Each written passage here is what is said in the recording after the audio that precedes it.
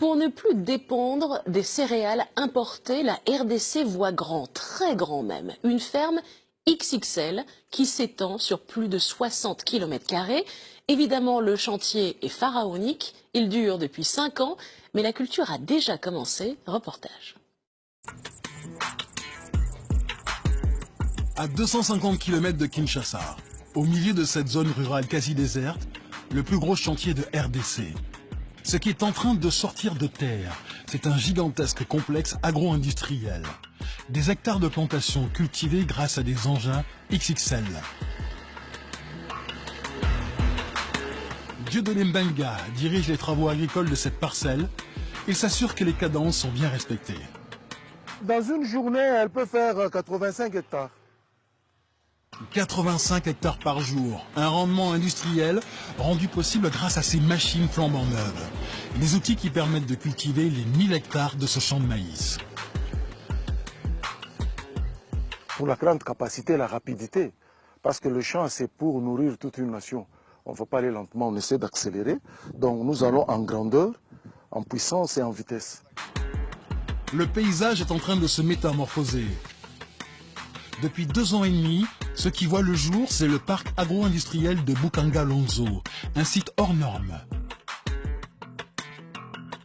80 000 hectares de terre entre les rivières Kwanga et Lonzo, dont 50 000 hectares réservés à l'agriculture.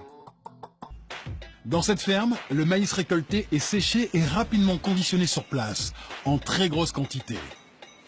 Les camions viennent ici, on charge et puis ça part à Kinshasa. Par semaine, on envoie quelque chose de 250 tonnes dans Kinshasa. Des centaines de tonnes de céréales hebdomadaires, et le projet n'en est qu'à sa première étape. À terme, la cité agricole devrait produire 10% de la production du pays, rien qu'en maïs. Pour écouler cette production gigantesque, le site a ses propres points de vente dans la capitale congolaise. Ici, pas de grossistes ou de revendeurs, le maïs est vendu en direct aux particuliers. Oui, on achète les maïs ici de Bukanga-Lonzo pour préparer les foufous. Ça marche très bien. C'est la raison pour laquelle même nous avons au moins 4 à 5 livraisons par semaine. La recette de ce succès, du maïs local, donc peu de frais de transport et pas d'intermédiaire dans les circuits de distribution. Résultat, des produits 10% moins chers que les céréales concurrentes. Nos prix sont des prix le plus imbattables par rapport à nos concurrents. Des concurrents souvent étrangers. 80% des céréales congolaises sont importées. L'objectif de Bukanga-Lonzo, c'est justement de pouvoir nourrir le pays et ses 67 millions d'habitants. À l'origine de ce projet inédit, le gouvernement congolais.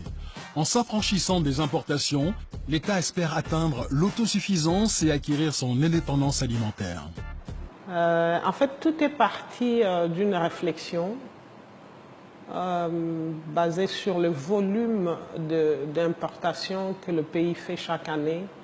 Nous importons pour 1,5 milliard de dollars chaque année des nourritures seulement. Alors, la RDC a visé grand. Elle a choisi de créer de toutes pièces une ville nouvelle, entièrement dirigée vers l'industrie agroalimentaire.